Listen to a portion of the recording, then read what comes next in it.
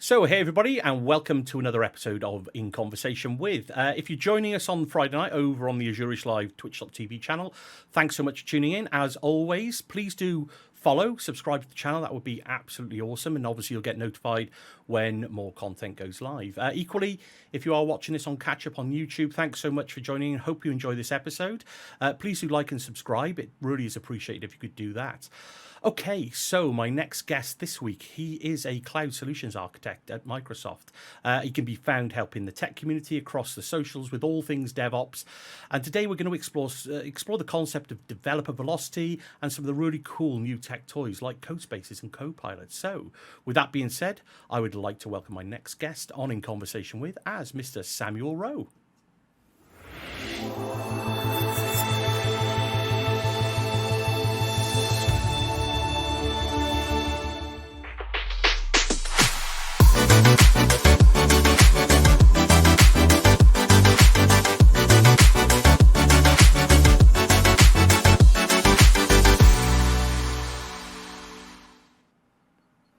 Hey Sam, how you doing? I'm not too bad. How you doing? Yeah, really good. Thanks, buddy. Yes, yeah, keep him well. But thanks so much for joining me. Thanks for sparing the time and coming and jumping on a session and talking about some cool new tech areas for me. That's no worries at all. I think today we're going to have a lot of fun, if I'm honest. No, absolutely. I've been playing with some of these technologies the last couple of days, and it's been fantastic fun. Well, look, before we jump in, feet first, as I'm sure we will in a very small second, but I don't know if you want to give yourself a little bit of a better introduction, let people know what you're up to and what you're doing with Microsoft. That would be cool. Awesome. So, Samuel Rowe, happy for people to call me Sam. Cloud Solution Architect, as you said. I work in our innovation kind of arm inside the UK customer success unit at Microsoft. Although today I'm joining as myself. I'm an avid technologist, and I'm not a great developer, but I have spent a long time working in the DevOps community, and I'm really happy to help out however I can. No, absolutely. I know we've met a couple of times now over the last sort of year or so doing various bits and pieces, the open hacks and all the cool stuff. And I've seen a few of your talks, and they're always spot on. There's always something to learn. So, like I say, when I reached out and you said you joined, it was really exciting because some of these technologies, like you just say there, I'm not a dev either, and some of the point of me doing these videos is to kind of help other people like me who come from that traditional operations background and maybe feel, I don't know, sometimes the way the industry's going, you feel that pressure to, shouldn't I learn some of these dev skills? Do I need to code? And it's certainly a bit of a hot topic, I think, at the moment across the industry of, and I guess people see it in different ways. But to look at some of these cool new bits, features and technology is it kind of opens that can of worms a little bit further and lures people into the dark side of development, doesn't it, Sam? It does indeed. It does indeed. I mean, I used to work for a software development company called Codeweavers up in Staffordshire many years ago. And it was a relatively modest-sized organisation. There was like 25, 30 people in the team, I think. Mm-hmm.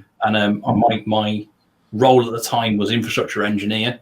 But it was before really the coin DevOps had kind of come along and taken on. Yeah. And I suppose today we might have called it like a DevOps role. Yeah. So I do know where you're coming from, because a lot of that role was about making sure that developers understood what was going on from an operations perspective and trying to feed back what we needed from them. And a lot of it was also learning from the developers and leaning in on them and taking their understandings and pushing that through the environments to make sure that it was consistent. Yeah, and I guess let's face it. I mean, I know the term DevOps has become, I guess, a bit more prominent over the last few years, certainly in the tech industry. But it's founded on principles that have been around for decades now. At the end of the day, and working practices, and you've got to relate it to that working relationship that you have with colleagues. At the end of the day, we all want the same thing, and it's cool to see that this whole DevOps culture thing now is kind of broadened across lots of different tech disciplines and trying to get us all working a little bit more in harmony. Is that the best way to put it? So that's a really great question, if I'm honest. And I actually was talking to somebody the other day about this. They were new to the DevOps kind of culture, tools, processes, and trying to understand what it meant. And the simplest explanation I can come up with is the fact that, operations teams are stability agents. Mm-hmm. Yeah, they're often there, designed and incentivized in a large way to make sure that the system stays stable, that everything's up, everything's running as it is. Sure. And the best way of staying stable is to not change anything. Yeah, if it ever broke, don't fix it. Absolutely, yep. And on the flip side, developers are incentivized for changing things because every new line of code is a change, and they're incentivized to make those changes. And the DevOps culture was this, in my humble opinion, is recognizing that these contradictory kind of pieces exist, and building automation and trust through collaboration and communication so that they can actually work together and are incentivized to have the common goal of enabling change to happen, but also ensuring the quality of that change. Yeah, keeping that balance, I guess, isn't it? And doing it, like you say, in a controlled, auditable, we like to say there's no blame, and there absolutely is no blame. But I guess the point is, if something catastrophic goes wrong, then you need to improve your process, or you need to put in some additional checks and measures before, that line of code gets ingested into production, I guess, and it's really cool. So I've been dabbling around the edges of those kind of DevOps technologies, that kind of help enable some of those processes. And it really is cool to see, because for me, as one of those traditional ops people, you can start to see how you can now leverage those kind of technologies to help you automate some of the stuff that you might be doing as that kind of, like you say, that SRE type role where you're trying to keep the lights switched on and working, and I guess, we're going to dip into a couple of those new technologies from Microsoft today with you, Sam. But, I've heard this term, certainly over the last couple of months, start to creep up with this whole developer velocity kind of term. Now, I mean, where do you stand with that? Does that mean anything at the minute, Sam? Is it just a marketing phrase, or where do you sit with that? So developer velocity, there is quite a lot behind it. I'll be honest, it's quite nebulous, and I think from a technical audience perspective, it's usually a bit of a, it's a mixed bag whether people like it or not. Yeah. But there's lots of things it can mean to lots of different people. I actually think that it's not. I would like to have called it something different, if I'm honest, because from a developer velocity perspective, it sounds like it is just focused on developers. Sure. But it's just as you were saying, traditional ops people are now starting to write more automation scripts, more infrastructure as code, and those kind of pieces. And I think a lot of the developer velocity tooling and things around that can actually help traditional ops people accelerate their adoption of things as well. No, I agree, and I think it's one of those things that, look, we're faced with such a huge wall of technology at the moment. Everybody's learning journey is somewhat different, but at the same time, there's lots of similarities in the way that we're going. Whether you're a developer or an operations person or somebody else in the tech industry, I think we're all trying to learn these new ways. I keep using the word new, and look, they are new to me and other people like me, but equally they've been around for some time, and it really is cool and it's interesting, but equally a little bit scary. It's probably fair to say that they're kind of all coming, and it's knowing which way to go first. Yeah, and I think developer velocity is much the same. I think the tech industry is really a cyclical industry. Lots of things come back around with a new coat in a new dress. We all it's new. And it's the same pattern as it was last time. It's just now slightly different and picked up some new pieces that makes it more, ready for the current environment that we're in. I think developer velocity is one of those things, because with developer velocity, you're thinking around how you can enable developers to write code faster, how you can enable them to get code into production quicker. Yes, which a lot of the DevOpsy pieces. But also how you can keep them happy, how you can manage your developer retention. Yeah. Sure. Yeah. No, I'm with you. That's a large problem with the industry as well. Yeah. Okay. Okay. Keeping developers on board and happy is a large part of what's happening because there's such a shortage of developers. Yeah, that everybody gets a lot of offers to move around to other companies. Yeah. And keep them happy, keep them away from burnout is a really useful thing. No, absolutely, and I think it's like you say. It's fair to say that's the state of our industry at the moment. You look at the tech industry, and it's kind of exploding in lots of different areas at once. And yeah, it's almost like get yourself strapped in and go along for the ride to a certain extent. But some of these technologies now. I mean, I don't know if we want to jump over and start delving into some of these things, but I mean, I'm right in thinking we're going to have a little look at code spaces, and then we're going to have a little glimmer and glimpse into the world of Copilot, which I've seen a few cool videos and some little demos, but I've yet to actually dig into myself. So should we do that? Well, let's just have a quick section just to talk about this for a moment. But I mean, Copilot, code spaces, I think the real joy of code spaces is that it allows you to rapidly innovate with your development team. Yeah. Mm-hmm. So from an infrastructure perspective, I was talking about working at Codeweavers. What we used to do is we used to make sure that development teams had the same build of computers. Yeah. So that they had similar hardware and an operating system that was pushed out. So it was we use Windows deployment services to push out a version of the OS, and that was consistent between all the dev machines, and that was kept in sync with our stage integration and production web applications. Sure. So that any software the developers wrote, we knew would work in production because if it worked on my dev machine, it was in effect the same image, the same libraries. Yeah. Yeah. Sure. As you can imagine, that's a lot of effort to go through to keep all those things in sync. Mm-hmm. Yeah, absolutely. Absolutely.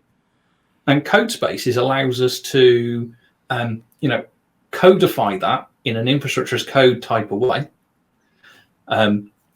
glue it together with a couple of files inside our code repository, treat it as code, so it goes through the same software development lifecycle, change lifecycle, audit trail, etc., as you'd expect with any kind of piece of code. Mm-hmm. And then when a new developer comes along, they can get on board really quickly. No, cool. Yeah, absolutely.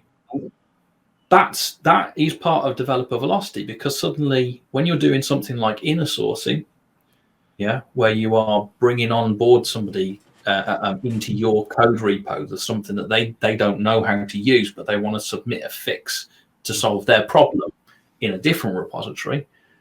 If you can give them a dev environment in 2 or 3 minutes rather than a set of scripts which they need to run that'll take them 2 or 3 days to get ready, with you, much easier to get on board and to actually be able to help the wider economy inside the business to deliver software. So what was the general process like, in terms of, if you've got a dev environment, you've got a bunch of people sat around machines, how, what was that previous or probably still current to a certain extent with a lot of businesses? How do you keep those things up to date? When I'm assuming you've got devs installing lots of different libraries and different plugins and all sorts of stuff. So, well, it's a great point. It really depends upon the organization. An organization that's developing with Docker, is different from an organization that's developing natively on local hardware. Sure. Yeah. I was recently talking with a customer about using how they wanted to develop against Service Bus, and there's several different modes of doing that. And it often ends up with there being a long README of people going, do this, then make sure you've got this version of the library installed, and then do this, and set this up. And, it's a long list of manual steps that may have a few scripts to sidestep and automate some pieces to run through. But the reality is it's fragile. And, in some enterprises, especially if you look in the financial services sector where they're heavily regulated, they lock down the computer so the list of steps you have to use are even longer and can take you to get going. I'm with you. So it can take, it's not just a case of somebody sat on a nice vanilla machine with local admin rights and filling their boots. It can go through a long-winded process of granting permissions and waiting for that to be approved and then install the next bit. We get that in everyday life with normal end users. So All I can say is I probably wouldn't want to be involved at that level if it were for a team of developers. That's going to be a painful job, surely, for any ops person. Well, no, exactly.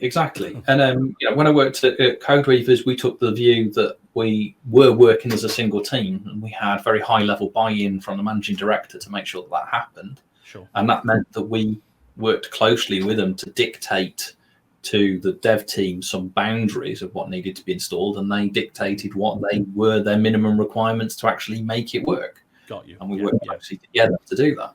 But I guess that's going to be kind of an iterative process as new tech and new features, new libraries, new software even. When that gets released for devs, not being a dev myself, but I'm presuming if they're anything like most tech people, they like to try and use the new thing that's come out, or at least trial it and see what it compares like to the stuff that they're used to, and not being able to do that, I guess, in itself is a problem. Oh, absolutely. It's another reason why code spaces are so awesome is because the environment's described in the code repository on the branch. If you want to go try something, you spin out a new branch, you try changing the environment through your code space, and you can see what the effect's going to be. And if it doesn't work, you delete the branch. If it does work, you put pull request in. And all of these things kind of start to make sense then, provided you've, as an ops person, what Git is, what branches are within Git, what that kind of thing is. And, it's just to kind of spell that out. It's like, it's one of those elements to the whole picture, isn't it? That you kind of need. So yes, I've been through that. I've been through a little bit of that. So I kind of get it now. I get where we're going with the whole changing of branches and doing changes. So yeah, I mean, it's cool to understand the problem that these kind of technologies are trying to fix. And if it gets banded under this umbrella of developer velocity, I get what you mean. Sometimes it can be, you get it, move on. Other times it can be, I guess, patronizing to a certain extent to certain people, I guess, when, you're trying to blanketly cover a name to call something one thing or another. It's generally not always a good thing because, people don't relate in that manner, I guess, most of the time. But no, that makes complete sense, Sam. I get it. The way that you've explained it there, we got this age-old problem of trying to keep these machines in sync and developers happy with actually being productive and getting on with the work that they're there to do. So yeah, I mean, what is code spaces then, Sam? So let's jump over to the desktop. There we go. Yeah, and what I'm going to do is I'm going to go and create a new repo, and while I'm creating the repo, I'm going to talk around what actually code spaces are. So Sam, I don't know if you can make your screen only a little bit bigger. I think that's cool. That looks good. Right, good. Are we okay in dark mode, or do you want me to switch it to light mode? I use dark mode. I'm absolutely fine. Yeah. It's coming through fine for me. So cool. Stick with what you love, Sam. No worries. I do know from an accessibility point of view, some people prefer dark mode, some people prefer light mode. Yeah, good point. Yeah. But just thought I would ask the question. But yeah, what I wanted to do here is I'm going to create a new repository, and I'm going to actually start from the very beginning to show how quick it is to set up a code space. And while I'm doing that, I'm also going to discuss what actually is that code space. Okay. I'm just going to choose to use the name that they've given us. Fantastic Octo Umbrella sounds brilliant. Nice. And I'm going to make it a public repo. I'm going to add a quick README. I'm going to add a Python git ignore. I'm not a Python developer, but at least this will show you how bad I am at Python, but it just gives it some kind of idea. I'm glad you're driving, Sam. That's all I can say. Well, behind the scenes, Code Spaces is effectively Visual Studio Code, but split into two parts. So you've got the developer environment run as a server running inside GitHub's estate, and you end up with the user interface of Visual Studio Code running in your web browser and passed through to you. Yeah. Okay. Yeah, I'm with you. Now, I'm going to create a new code space for this, and this gives you an idea of how quickly this starts up. Yeah, it does take a moment to kick in. And the documentation for code spaces is brilliant, so I'll just quickly bring that up. So effectively what that's doing then is it's literally taking a container image, spinning that up in the background and presenting it to you, like you say, with that Visual Studio interface. Exactly. There's this local component. Yeah, if I zoom the screen in, there's a local component, which is the piece that's now running in my web browser, and then there's the remote component, which has got source code, terminal processing, all the rest of it, that's effectively running in a virtual machine inside GitHub. Okay. Yeah, with you. Yeah. Now, because this local OS component piece is disconnected, you can choose to open up code spaces with Visual Studio Code locally. Okay. I'm actually, and it's relatively easy to do that. I'm going to choose not to do that today, if you don't mind, but it is easy enough to do.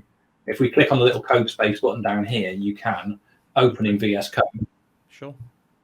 And it will open it up in proper Visual Studio Code, and what that means is it's just the user interface that's running locally, and still got the whole back end piece running, out in the cloud. And just to prove that we are running somewhere else, if I go to our website, I can't type today. My apologies. My IP address right now is 82.31.114.117. Mm-hmm. There you go. That's it. curl.whatismyipaddress.com. And it's a different IP address. Yeah. We've got 13.83.9, and my IP address from my local machine is that 82, etc. address. Yeah, no, I'm with you. That makes sense. Yeah, cool. Cool. Are we okay to crack on? Yeah, no, absolutely. Keep going, Sam. I think, so basically they are in completely different locations. The GitHub server is obviously accessing the internet from Microsoft data center somewhere. I mean, on that note, do you have control as to where your code space actually spins up from, or is that just not a thing at the minute? So, and this is one of the reasons why this documentation is really useful. Yeah. Code space is effectively VS Code wrapped up in some goodness made by GitHub. Yeah. Okay. So at the moment, I think it went GA from GitHub. Actually, in the last few days, it should now be GA. Yeah. Okay. Yeah. I think the announcement was mid-August that it was going to go GA at the end of August. Mm-hmm. I know that there is a roadmap of lots of new features. I don't really want to comment right this second what are those features, but yeah, I know what you mean. But yes, you can run VS Code with remote contained development and have a lot of these benefits on your local machine as well. Okay, so when we add these dev container files in a second to customize the environment that we're going to be running in, you can use those same container files to actually run inside a dev container on your local host, as long as you've got Docker running. Yeah. Interesting. I'm with you. And unfortunately, I'm on my Mac today. My little Mac Mini's only got 8 gig of RAM, so it doesn't run Docker particularly well. But otherwise, I would show you that as well. But you can bring that, like you say, you can bring that down to your local machine and run this completely in your own container environment, basically. Yeah. And still got a lot of the advantages of it being developed as code. So your environment specification is inside this dev container JSON file. Yeah, okay. If we just go on to that, because I think that's a brilliant feature that's come out, is part of dev containers now. If I have a look in here and I look at Python, we have got Python installed, exit, brilliant. But we don't have functions installed, Azure functions. Okay. So if I run functions, we don't get anything. Yeah. Now, I want to add Azure functions in here, and I want to add Azure functions with Python development. And this is one of the really cool new features. A few months ago, I think back end of last year, beginning of this year, you used to have to go to a repository and go and look for the dev container JSON file, the dev container Docker file that you needed as a base for what you wanted to do. Now they've added this in, so we can just open up the command palette, and start writing code space. Mm-hmm. And we can add a development container configuration files. And when we click that through, it's now going to ask us what we want to do. And we don't want an LP, Ubuntu, we want to show all definitions. And then we can do start typing functions, okay. find the Python 3 set, add that in, and this then adds in our dev container JSON file and our Docker file. Right, okay. Yeah. Now our dev container JSON file goes through the main kind of pieces. So the first part here is that it's telling us which Docker file it's going to be based upon, because in effect it uses a development container running on the Codespaces VM in the back end. Okay. It shows which forwarded port's going to be port forwarded through. Now, there's some magic goes on with Codespace where it actually creates a reverse proxy and a private website that's authenticated with your GitHub credentials that then gets proxied through to that particular port on the dev container. Right. Yeah. So you can still start running stuff, and we'll show that in a minute. It's really cool. Yeah. And then there's this section of being able to add extensions in. Now, because we want to look at Codespaces in a minute, I'm going to add the extension for Codespaces. Copilot. Copilot, yeah. And the way to do that is you find the extension ID. So if we go into the extensions list and we look for Copilot, we can see that the Copilot ID is this identifier here. Okay, yeah. Yeah, github.copilot. And then in our dev container JSON file, we just add that on as another line. Okay, yeah. And as you can see, it wasn't installed a moment ago, but I've now added it to that list. And if we have a quick look at the Docker file, I think the Docker file is pretty simple for this one. It's just that it's going to be pulling the Azure Functions Python 3 core tools container. Yeah, and that's what it's going to be based upon. But because this is a standard Docker file, you can extend it. So if you needed to install pieces or do anything else, you can run your normal kind of run commands, etc. in there. With you. So like you say, it's a standard Docker file. You can add all of those extra commands in that file and run it exactly the same way as you would in Docker Desktop or something like that. Yeah, absolutely. And there's nothing stopping you from using any Docker file you want, and any container you want. So, there wouldn't be anything from stopping us from creating one specifically that uses, say, the Azure Shell Docker container. Yeah. So you've got the Azure Shell tool set installed, and then put up your own kind of layers if you wanted to be doing something like Terraform development or something like that. Yeah. And then pinning in the version by always doing a get for the right version of Terraform. So, I mean, for me as an ops guy, and certainly the things that I've learned over the last sort of 18 months, 2 years, I guess, is, we touched on Git earlier on about that sort of source control and that sort of checking in of code. And that code doesn't have to just be, software development kind of code. It could be, like you say, infrastructure as code with Terraform or Bicep or ARM and things like Docker files. So this is now another one of those little areas where you're kind of stringing together these little concepts of Docker files and containerization. And I'm speaking openly here in that, to me, clearly this is spinning up that container on a Microsoft server in GitHub that is effectively running something like Kubernetes or something of that type, I'm imagining, behind the scenes. And hence what you're saying is that we can use any kind of Docker file. It's just going to run a container to your specifications. Yeah, to a large degree. I mean, I haven't got an example of it today, but I've seen development teams choose to use, quite complicated kind of setups here with multiple containers running with networking set up between them, so that you can mimic your whole, a miniature development environment inside Codespaces. Well, yeah, okay. So kind of do that kind of integration testing and stuff like that between, I guess, what databases and other applications that are in different containers. Is it that kind of deal? I'm assuming, is it? So it's like a halfway house, but it definitely would require communication with the operations team to understand what that looks like in in the production and the stage environment, so that you can bring that understanding back into the development environments.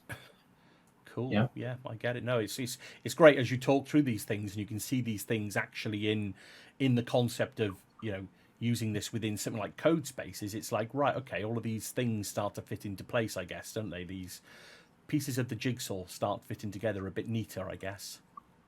Absolutely. So what I'm going to do at this point is I'm going to add those files to my Git repo, because we were just talking around Git. For those that haven't seen Visual Studio Code's Git integration, especially when you're running it inside code spaces, it set up all the authentication piece behind the scenes for us. So we don't need to go. So Sam, you just opened up that code space from within that new GitHub repo that you created, and it's opened up the code space with the repo that you were just in then, basically. Cool. Okay. If I do an LS, LAH in there, we can see the Git license, the README, etc. in there.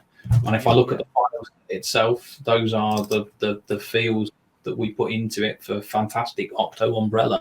Cool. Yeah, with you. No.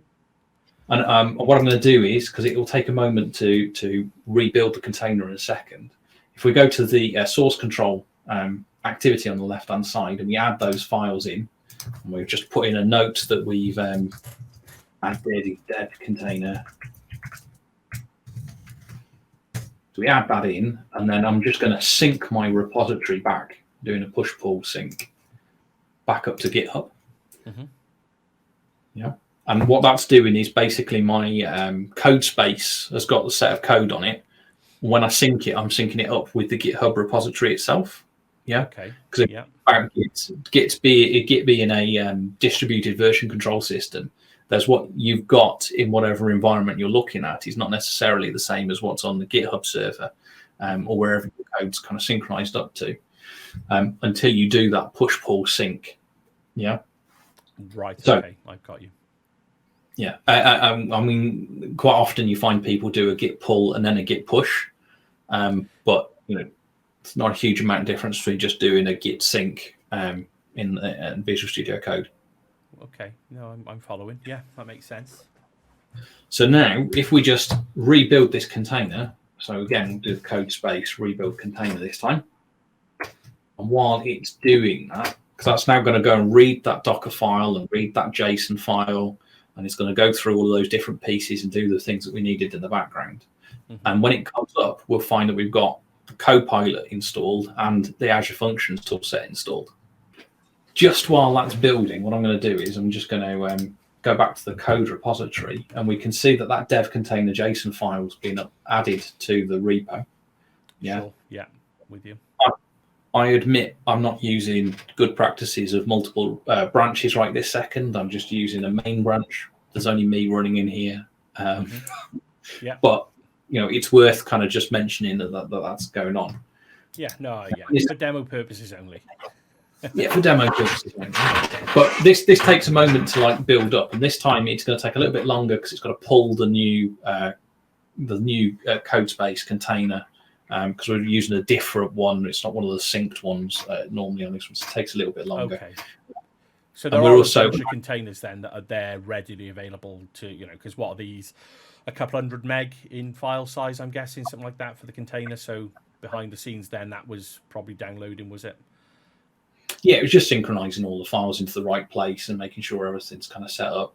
If you've got a lot of changes, a lot of customizations in your Docker file, it can take a little bit longer. But sure. If I think about my time at other organizations where actually, setting up a development environment can literally take days or weeks to get a developer on board. The fact that this takes a couple of minutes, and if you've got a really big one, I think GitHub themselves did a blog post on this the other day that they've managed to get it down to 15 minutes, and they've got a 30 gig database or something, 30 gig of source code. Yeah. Yeah, it's chalk and cheese in contrast, isn't it? I guess from, like you say, a few days to set up an environment to 15 minutes or so is no great shakes, is it really? Yeah, and that's the important bit. It's about being able to get developers on board and into the code, start making changes, and really show, add value to it quickly. No, absolutely. It makes perfect sense what you've done. So you've modified that Docker file, checked that in, synchronized your Git, rebuilt your container. Boom, you're now in code spaces with those extensions pre-installed for you. Yeah, and if I go to the extensions list, we can now see that this has if I go we've got Copilot installed. Yeah. Cool. Yeah. Although it's not signed in for some reason. Access. There we go. Got to allow that, otherwise it won't actually do its thing. And Copilot, in the Copilot at the moment is still in beta. Yeah, sure. It's a closed beta. It's not a final product, and it does some really amazing things. But we'll get onto that in a minute. But if we now look at actually what's installed on here, remember I did a Funk before to show Azure Functions. Now we have Azure Functions ready to rock and roll. Cool. Yeah. Yeah.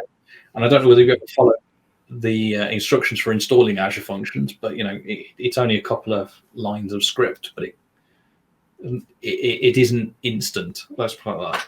Yeah, no, I'm with you. So this is pre-baked into that particular container that Microsoft have made available through GitHub that you can just leverage in your Docker file. It's there pre-canned, already installed is what we're doing. When you wrote that line, well, actually, when you grabbed the Docker image, the container image, that's what you were saying. And all you've done then is you've added the extension in with that list that you typed in where the Copilot, you added Copilot, yeah? Exactly. Right. And one of the big things of this, and come back to that developer and operations kind of piece again, it just ensures consistency, because you're not starting out with a laptop with an unknown version of Windows running on it, or something like that. You're starting with the point that this is the same development container that everybody uses to develop from. And it's defined in code, effectively. It's defined in code. So, you just go sense. Same life cycle as everything else does. And it can form part of the same kind of life cycle to going into production, and making sure that your production environments, if they're Dockerized as well, use the same base Docker containers, or not necessarily the SDK variants, but the runtime variants of the same Docker containers.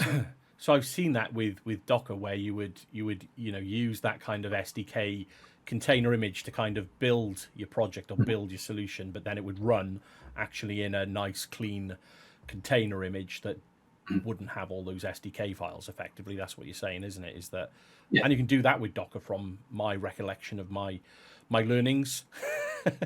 Not that I'm a Docker expert, but those kind of principles that your container image, you kind of want to keep as clean and neat and tidy as possible, I'm assuming. Not to bloat. The production ones, absolutely, because the smaller they are, the faster they can spin up. The closer they are to the original, the more likely they are to be cached locally as well. So especially something like app service, the .NET 6 runtime will be cached on the physical host. Whereas if you've got like 20 steps of configuration after that point, it will have to get the cached version and then go through and set up the deviations for me.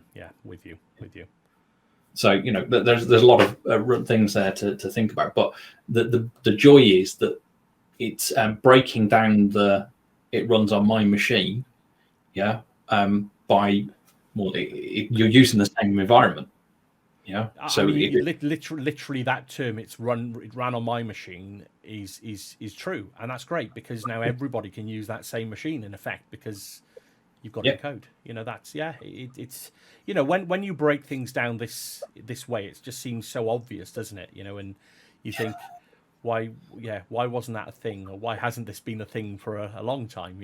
But the wonders of technology, eh? The wonders of technology.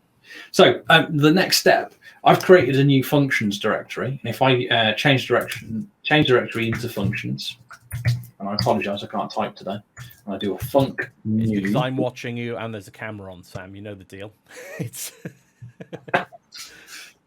So I'm going to start a new function here, and because it's new, it's going to ask me what worker runtime I want. I'm going to use Python, as I said.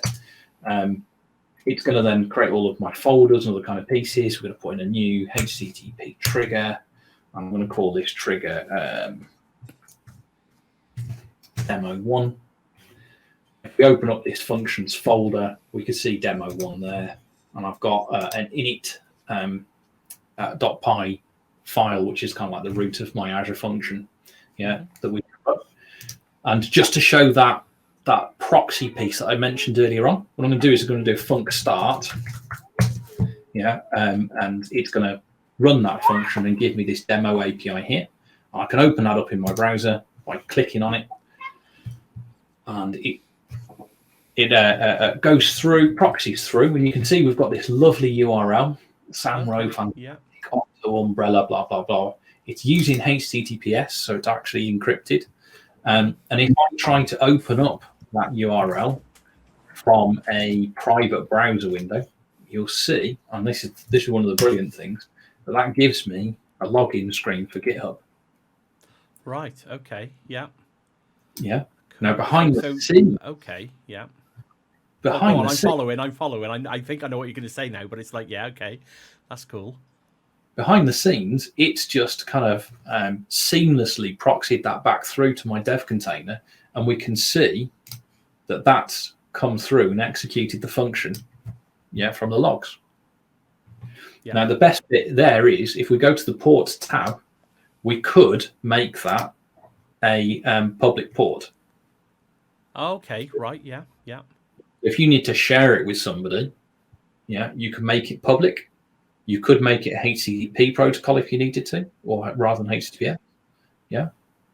Okay, so by default it's locked down. You would have had to, because you were in private, you'd have had to log in with your GitHub, and I'm presuming it would have just logged in and run the query in that in private session then, if you'd have logged in. But so the point is, it is all secure by default then. Yes, that's exactly the point. By default, you're not, even though you're developing not on your machine, it's still only you that can access your development environment. With you. Yes, completely with you. Cool. Because that's one of the first things I get asked most of the time is, how do I run this locally rather than in code space? Because I want to keep it, inside my control. And this way you go, well, actually, you're still running it. You're getting the advantages of the capacity of GitHub here to run this. Yeah, all of it, lovely kind of integration with the Git repo, so you don't have to keep signing in, etc. But at the same time, you still got, a significant amount of security running, because everything between you and it is encrypted and is private by default. Yeah, absolutely. That makes sense. But you can open that up, like you say, should you wish to. Yeah, and that can be useful. I did this with a friend of mine the other day.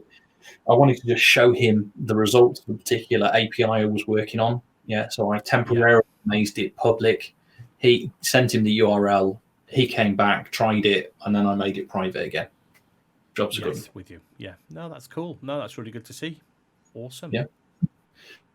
Now, if we go back to the terminal a second, one of the joys of running Python for functions is, as I make changes here, it's an interpreted language. So at the end of the day, anything I make a change to here actually happens in real time. So we do occasionally get red lines if I put in a syntax error deliberately. That could cause me some problems. Yeah. Now, what I wanted to do at this point, if you don't mind, just have a quick look at some of the Copilot features, because I think Copilot's where some of the joy is with this.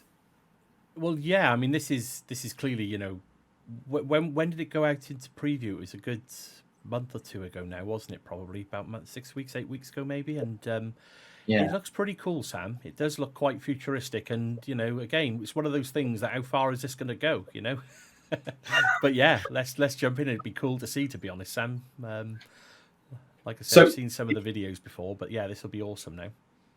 So it's probably just worth level setting for a moment with what Copilot's doing here. So behind the scenes, GitHub's leveraging the GPT-3 model. I think it's the GPT-3 and not GPT-2, but they're leveraging an AI model that understands English language and has read lots of open source software. Yeah. It reads your comments, it reads your code as you're writing it, and it tries to generate new code based upon that learning set of all of the public open source code that's been written. Okay, right, sure. Now, it is, as you say, it is in closed beta at the moment. I'm very lucky I've been given access to Copilot. I think is absolutely brilliant tool. I do have a problem at the moment. It's not showing up in my thing. There we go. You got Copilot running because you got this little Copilot icon. It's really hard to see. I know. That's I see the there. only way of telling that it's running at the time. Before it starts offering you suggestions. But the really important thing to remember is, in my humble opinion, Copilot is like IntelliSense plus. Yeah. Yeah, sure thing. Yeah. It's brilliant at exploring code and exploring how to do things with libraries you don't necessarily know how to use. Okay. It's brilliant at doing some of the boilerplate pieces. You do have to read what it's written for you and try and pick apart whether it's doing exactly what you wanted or it's doing something different. Okay, so it's kind of using that AI and that machine learning to dig into all those functions and understand actually what they're doing and relate that to kind of everyday language. Because, in the small amount of dev work that I've done in the past, it's been you browse over to kind of the library or the class and you expand it and look at the functions and methods and kind of try and find something that the name looks like it's doing what you might need it to do and test it out. And am I right in thinking that, Sam? So it's kind of stopping you having to delve into that kind of detail. Well, hopefully stopping you having to dig into that kind of detail. Well, you still have to kind of dig into it, but it's a case of it can accelerate you. So rather than having to go and spend a couple of hours reading the docs to get started, you can kind of tell Copilot, this is what I want to achieve, and it will write something, and then you kind of go in and check in its work, if that makes sense. No, that makes sense, yeah. Yeah. So what I'm going to do here then is, I think, a really useful starting point. There's a website called Carbon Intensity, which if you've ever come across it, thoroughly recommend it. It shows you the amount of CO2 that's currently being produced in the UK. But there is an API off the back end of this that you can go and use, querying. Yeah, and okay. Free to use. You can go and use it and go and get whatever you want. So if I go for the generation mix, you just need to do that as the request. Yeah. Okay. I've just copied that onto my clipboard. Yeah. And I just wanted to have a free API which I can go and query. Yeah. Sure. I mean, okay. Yeah, I'm with you. Yeah. There's plenty here. I mean, I could have gone and got cat facts or pictures of dogs or anything, but I'm choosing this one because it's one that's a bit close to home recently with the stuff that's going on. So I'm going to remove all of this code that comes out of the box with it, and I am going to write a comment that says, get the generation mix from the carbon intensity API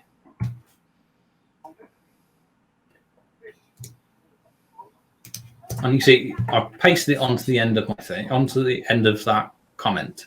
And all I've done is I've written a comment. Yeah, I'm with you. Then another comment and return the data as a JSON. Okay. So that's Copilot is actually giving that ghost as well, is it, as you're typing?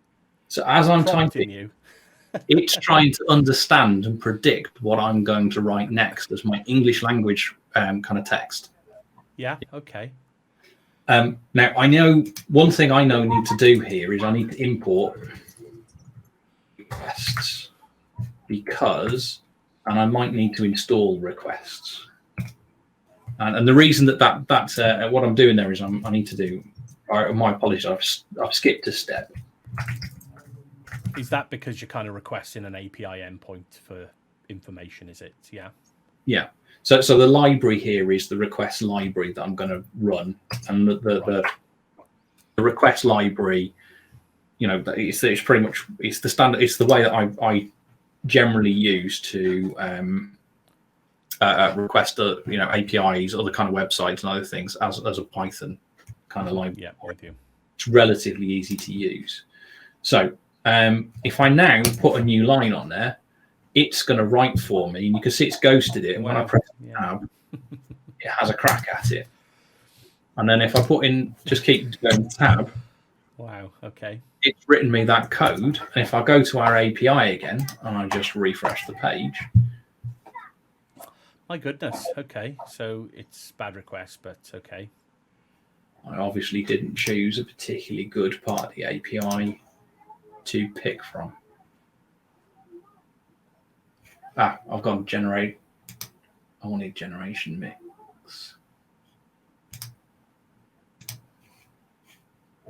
Let's go for England. Let's do that instead. Yeah, okay. Because I'm pretty sure that one's going to work. And I'm just going to change my code.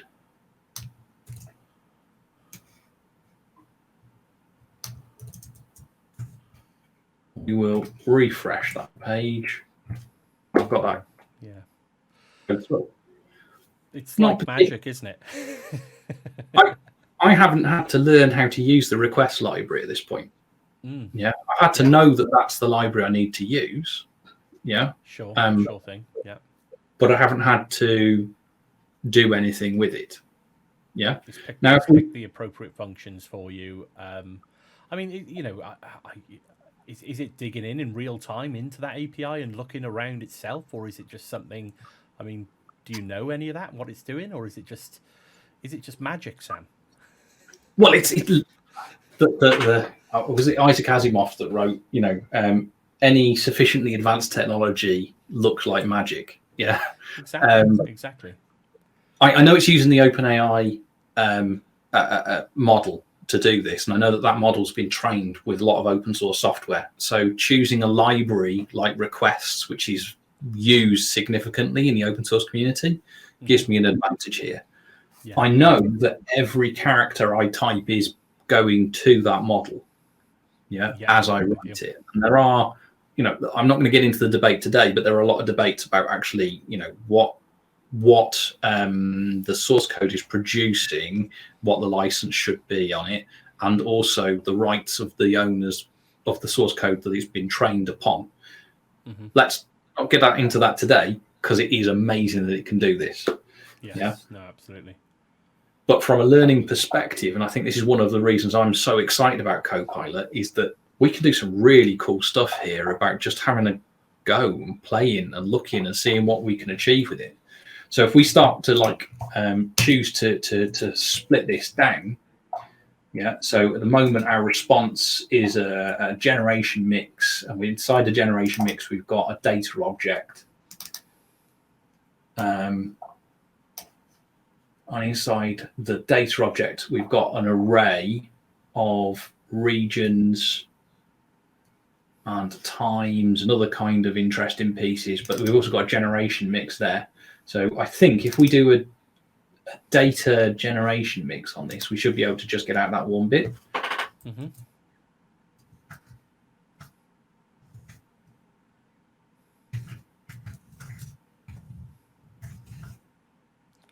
Data key from the JSON object.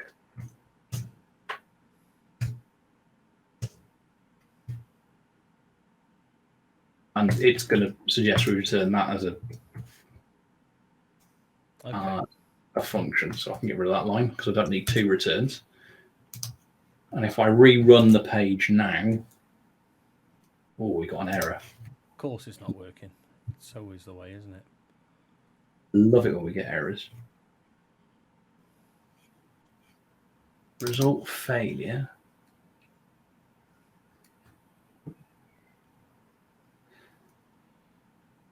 It got a list of objects back in that generation mix data. Well, the return is it? Yeah, but we should then be able to do a string. Get the data key from the JSON object, return the JSON object as a string via HTTP response.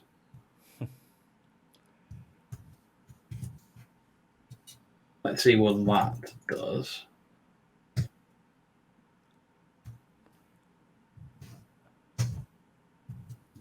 So as I say, it's a bit like IntelliSense plus. You still need to read the error code, have a quick idea of what that means. Yeah, give it a go. Yeah. Okay. No, with you. Yeah. So I mean, what I'm going to do? Yeah, I mean that's impressive. In it, just looking at that now, it's just like you say. You read that error code, just wrote it as a comment, and yeah, it's giving you another suggestion in terms of actually try this. Yeah. And like you say, you can dig into that and understand actually, is that doing the right thing for me? Is that actually getting me the data that I actually need? You can dig into that afterwards once you know that you're. One sec, let me refresh that. No worries. But yeah, that is mightily impressive there, Sam. Yeah, and it allows us to quickly kind of iterate through this and just explore what we're capable of doing. And yeah, absolutely. I think as somebody who I know enough Python to get by, and I could write this from scratch if I needed to, with enough time. Yeah, I can write pretty much anything I want with Python if I need enough time. But as an from my ops background, I used to write a lot of Python scripts to do testing of different systems to make sure different things were in the right place, backup scripts, all those kind of different things. Yeah, sure. This is going to help me out. Yeah, when this goes out and becomes available to everybody, this is going to help me out because suddenly I can accelerate that automation piece. This is going to free me up to think about the higher order, the higher value things that I can do. And I guess over time, Sam, this is only going to get more and more precise, I presume, as it gets out of beta and it gets broader. And like you say, there's more stuff that goes into kind of open source community that it can learn from. There's only one way that this can go. Either it's going to get extremely complicated and you're going to get a list of hundreds of things that you can choose from, or it's just going to get really precise. I mean, it's quite interesting and this is probably about the fourth or fifth video that I've done where AI has kind of come up with how it's actually helping people, and it kind of seems to be that AI is always there at the heart somewhere at the moment, isn't it? It's definitely in that phase of technology adoption where it's really starting to impact the day-to-day things that we do. So absolutely. This is only possible because of the work OpenAI have done. Their model is incredibly complex. It's got literally, it's been trained on so much information. It's been trained on how to read human language in English, at least, to be able to understand it and then make decisions upon that to write code and generate new things. I think it's fascinating how good it is. I love the Copilot integration. I do think that as a developer, from a developer perspective, it needs to be recognized that this isn't going to do people's jobs for them. As you saw, I still needed to import the requests at the beginning. I still needed to understand, I haven't used a pipenv here, but, I'd need to maintain my environment so that it's recorded as well if I wanted to do this properly. Yeah, with you. Yeah, so there's still those elements. This is purely around helping somebody get that kickstart off the ground with writing something in a specific language for something that they may not be 100% familiar with, that particular library that they're using, I guess. So exactly, it's cool to see. I mean, it's really cool to say. Like I say, as a non-developer, in my day job, like you, I dabble around the edges and know enough to be dangerous is the good saying that I always kind of throw out there. But this is enabling me to be even more dangerous than I currently am, Sam. So exactly. So have we got any word yet as to when, or is it like when this is going to come out in GA? Is there any kind of timeline, or is that still kind of under wraps at the moment and not known? So that one's seriously under wraps at the moment, if I'm honest. I can't really say much about when it would come, but I wouldn't expect it anytime soon. There's a lot of work going on behind the scenes, and if we think about the fact that Codespace has had a gestation period of going on for the best part of a year at least. And you said this is in a private preview at the moment, so this isn't something that anybody can kind of sign up for and get on board with. This is kind of scoped to a certain subset of the tech community at the moment, I'm presuming. Anybody can go and sign up. I just do not know the rules of who got access. Right. Fair enough. I think at the moment it's much more of a case of, ask and maybe you'll get. Yeah, no, well, yeah, absolutely. I'm not, like we were talking about this just before we recorded, weren't we, Sam? In terms of, personally, I'm not one of those people that jump straight on with the bandwagon, day one, and I'm happy to wait. But this is awesome tech. I mean, have you got anything else to show now, Sam, on that little demo there, or should we jump back to the? Go on, so Sam. What's probably a good one here? So let's just take this one step further, and if we take out a couple of shortcuts here, because I that data set, I wanted the generation mix is going to give me an array, and I want the first item in that array. That should then get rid of the array around the outside. I then want to get the generation mix out of it because I want this array here. Okay. Yeah, and you'll see where I'm coming from in a second. Hopefully, he says. Why didn't it like that?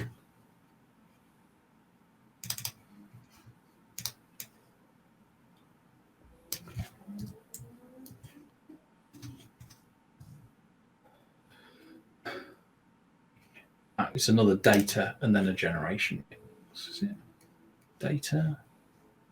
No, it should be generation mix.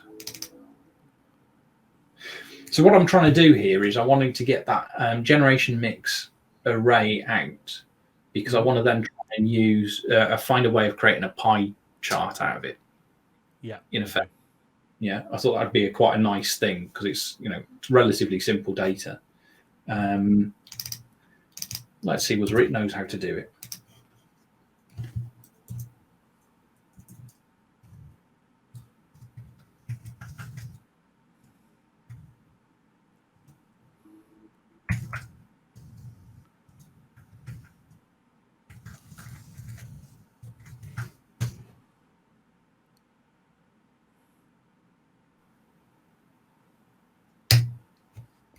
And then if I copy that, put that into my return, we'll see whether that just comes back out.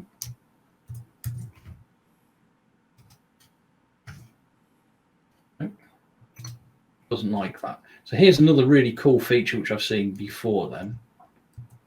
Yeah, and some of this is kind of trial and error, if I'm honest. Mm-hmm. Yeah. What I'm going to do is I'm going to copy that whole array in. Yeah. Mm-hmm. And I'm going to put in wrong button. I put in a comment that says where the JSON object looks like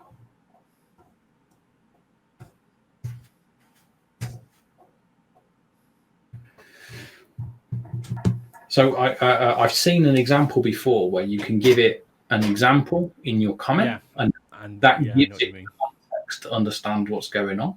Mm-hmm. I got you. But it doesn't look like it's going to let me do that. I mean, that's all right. It's not a problem, Sam. I mean, at the end of the day, just the whole concept around, you type some comments in there, it'll give you an example of actually, what kind of code you can use. And, coding, this is, typical of my experience with coding, is that it is a trial and error kind of thing. And I guess, look, there's probably developers watching this now going, oh, you've missed the comma, or there's something obvious and basic there, isn't there? But no, I get it. It's really an impressive feature that, I mean, like you say, hopefully we can start to use. I mean, certainly this is going to help a lot of people like me. It's going to help people like me. Whether or not it helps developers, I'm guessing it obviously will, and they'll be able to use this in their day-to-day working. But certainly people that maybe aren't full-time developers, this is going to offer that leg up, isn't it? Absolutely. The way I see it is that this is a way of creating that bridge between the tech pro and the pro developer. Yeah, Sure. The sure. tech pro being the person that spends a lot of time with technology, spends a lot of time kind of shaping their lives around themselves, that know how to do a bit of scripting, know how to do a bit of Python, a bit of C# or whatever it is, but actually want to take it to that next level, but don't have the time, or the or even the inclination, if I'm honest, to become a professional developer, but they want to achieve some of those results. Yeah, absolutely, yeah. By using a tool like this, by using Copilot, what we're doing is we're trying to bridge that gap and allow people to take it to the next level. Now, I don't know whether Copilot can do Terraform and Bicep and ARM yet, but I know that it can do a lot of different languages. I've just chosen Python today because it's the one that I've been messing around with over the last weekend. But I know it's pretty good. It's pretty good with C# and Node.js as well. Awesome, Sam. Yeah, I mean, it's really good. It's great to see it kind of in action and kind of how you interact with this today. And like you say, this is in private preview, so I'm guessing by the time it gets to that GA, I'm sure there will be other bells and whistles and features and things that will help us all a lot more than it currently is at the moment. Yeah, and if you don't mind me just messing around for a second, what I'm going to do is I'm just going to capture that array. Yeah. And I'm going to put in here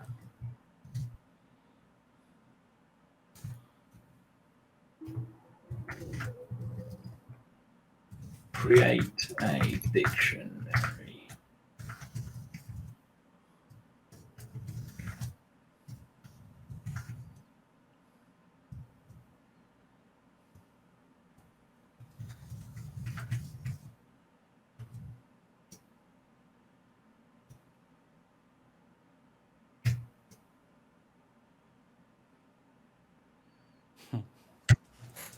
It's just having a crack at it. It's getting a bit deeper now, Sam. Yeah. But that won't work, unfortunately, because it's trying to read that data. I suppose it might work.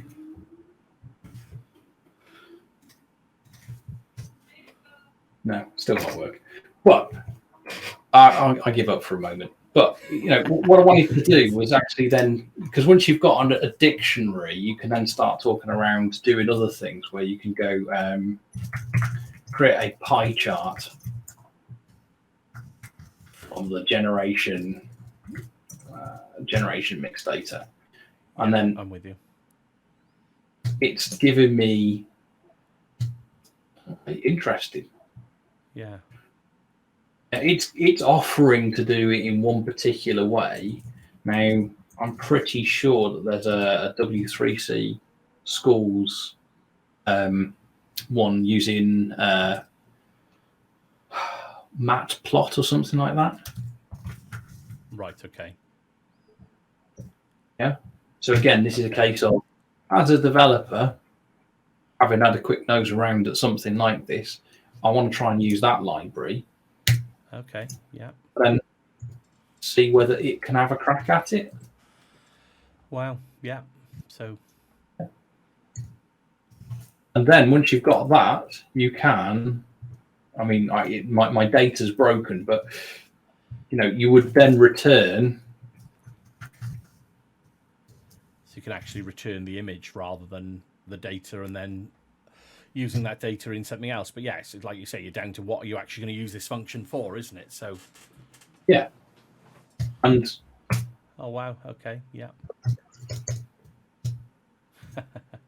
Just let it have a crack. Within sort of 30 seconds you've written what possibly could have taken a little while to just figure out various bits and pieces of those particular that matplotlib.py, what is it, pyplot, yeah.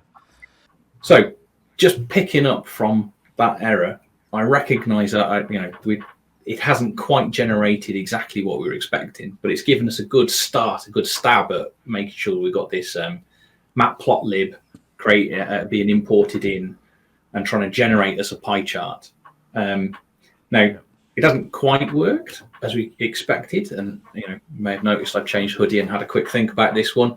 The reason is I'm not quite extracting out the array properly. So if I put in the array into there, then our generation mix data variable is actually going to have the correct thing in. Now this dictionary then extracts out all of those different pieces. Yeah, so that'll actually give us the right answer. But then we need to just see how this works. I'm going to leave it as it is for the moment. And if we run that again,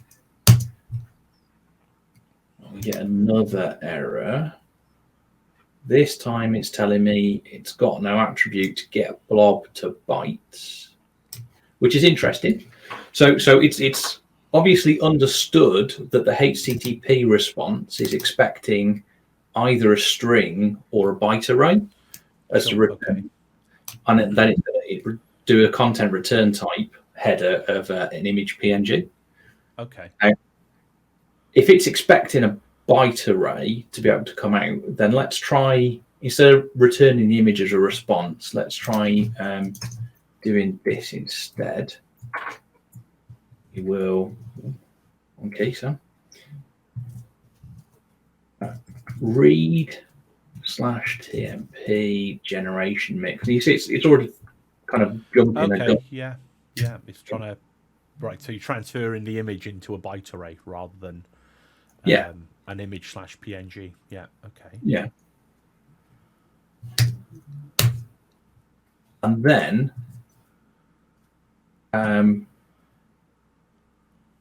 create a response object and return the image. There we go.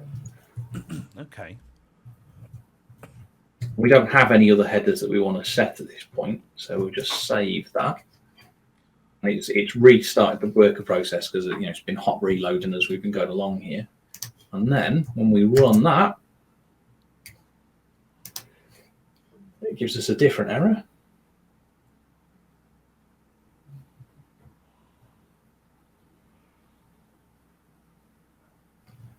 Unexpected keyword argument.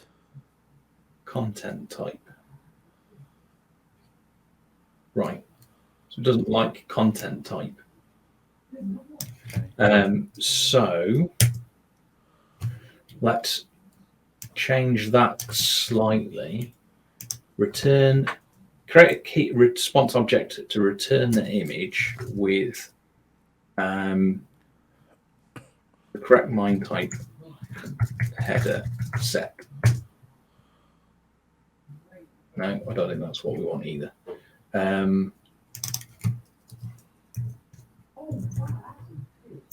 Header set for the image type.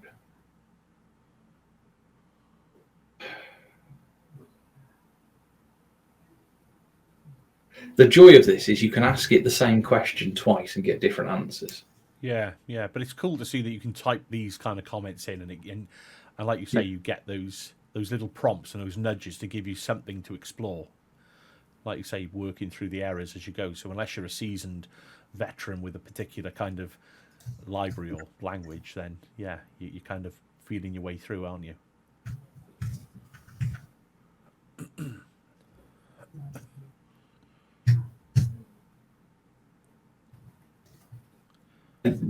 But yeah, that's exactly it. It's I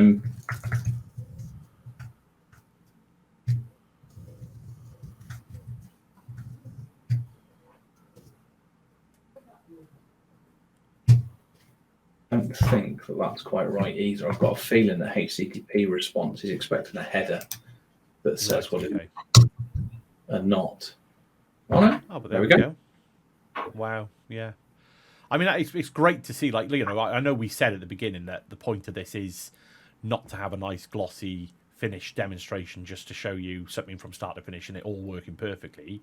I mean, the point is to show those errors, to show if you're not too familiar with what you're trying to do, you're getting those prompts, you're getting those nudges, and yeah, with a few errors, things popping up. You know, it's not that it's spitting out perfect code for you, I guess, is the point, but it's giving you that kind of awareness that try this, maybe try that, and it's pointing you in the right directions. Is that pretty much where we're at, Sam, with Copilot at them? Yeah, I Absolutely. don't know. It's IntelliSense plus plus plus plus. You know, Yeah, it's obviously, you know, been trained on that data set of other people using the library, so it's got enough understanding of the libraries to be able to give you a steer. So I didn't think that the MIME type would be the right solution there, but obviously it's kind of pulled that together and it's understood that it could be a MIME type. I was but I guess the expecting point, it to tell me a header instead. yeah, but I guess the point is you've got that code now. You know, Yeah, it's something now. You know, it's working. It's giving you that image that you've just yeah, described in an Azure function. You can now go back and look at that code and break it down and think, okay, I've got it working. Not 100% sure why, but at least you can analyze what it's just prompted you for now. And, you know, this is aiding with the yeah. learnings as well, like anything, isn't it? You go back and retrospectively work out, oh, right, okay, this is why that is now working, which is a better place to be than just stumped looking at an empty screen, I guess, isn't it? Absolutely, absolutely. And you know, from a rapid development perspective, especially if you're doing something like prototypes, being able to see that, get it to give you a nudge, point you in the right direction, have a go with it, move through. I think it's awesome. I think it really is awesome. So, I mean, Sam, we've covered off a considerable amount, to be honest. Like I was saying earlier on, you know, normally with these videos, they aim for a good 45 minutes, but this has been brilliant to talk through. So, you know, obviously looking at things like, you know, digging into code spaces first and foremost, setting up that repo, getting that code space environment set up, looking at how you can change the container of that code space to introduce different elements, different libraries, different extensions as part of that Visual Studio experience, and then moving into showing a little bit around Copilot now and the future of, you know, how these technologies are helping developers or you know, newbie developers, seasoned veterans in development, you know, and other areas. I think it's probably fair to say, like we were talking before about that traditional operations. I'm guessing as soon as more and more languages and training sets are implemented, things like Terraform and Bicep and ARM, you know, in all fairness, some of those languages and frameworks and contexts are relatively human readable and obvious to a point, but still, you know, if you're starting off with these things and you're able to say, you know, in Terraform, you know, spin me up 2 VMs with this disk array on this VNet with this address space, and you know, you can kind of type that in human readable form. Yeah, You can kind of see where this is going to go, I'm guessing, you know. So I mean, that's great. I absolutely. mean, we'll let's fly back over to our two screen and let's wrap up what we've been through then, Sam. No worries. So yeah, I mean, where do you think we're going with this then, Sam? In terms of actually, you know, all this new tech. You know, one of the questions I tend to ask my guests on this show is why are we doing all this? What's next? Where is this going? And for what purpose? I mean, what's your view on that? You know, lots of this technology is around increasing the velocity for developers, but increasing velocity for all tech professionals. Yeah, it's kind of bridging that gap between the IT pro and the professional developer, the person that you know has got their fingers in lots of different pieces, a lot of breadth of knowledge. It's got a lot of business understanding, business acumen, that wants to be able to enrich the value chain in the business, but doesn't want to or have the inclination or the time to become a full stack developer, for example. Yeah, sure. Yeah, this kind of bridges that gap. I know I think Satya coined the term citizen developer for low code solutions, and then this is a next step forward as well, if you ask me. And I think if you take this to its you know, if I put my futurologist hat on, I think the next steps after this, yeah, once a Copilot has become, you know, much more fully featured and robust, etc., and gone GA, I can see us working towards conversational programming as well, where you talk to your Alexa, your Cortana, your Siri, and you actually start telling her, you know, this is what I want you to achieve, and she just writes the code behind the scenes. Can you imagine? Can you imagine? I mean, you know, I say that with a wry smile, and in certain respects, it is that kind of future wry smile. I can't believe it, but on the other hand, it's kind of pretty much honest now. It's not without the, it's not with, outside of the realms of expectation, I guess, is it, right now today? And that's why, I'm probably sat here chuckling a bit, because you think, my God, you watch all these future films as a kid and growing up, and then all of a sudden you're kind of you're living through it right now, and it's pretty cool. I think is probably the best way to describe it. But like I mentioned earlier, somewhat scary and concerning in some way as well, isn't it? Well, absolutely. I completely understand where you're coming from, but it isn't a huge step to say from where we are to going, Copilot, write me a bicep file that builds me a Cosmos DB and an app service and a couple of functions in there, and then the code for the app functions. I want you to create me a CRUD, a create, read, update, and delete REST API for my Cosmos database, and this is the shape I want the Cosmos database to be. What the schema to be, and then it's not a large leap to see from what we've done today to getting to there. And if you can say that out loud, and it can understand it, and then start coding it, it's not a huge leap. We're not far away from this.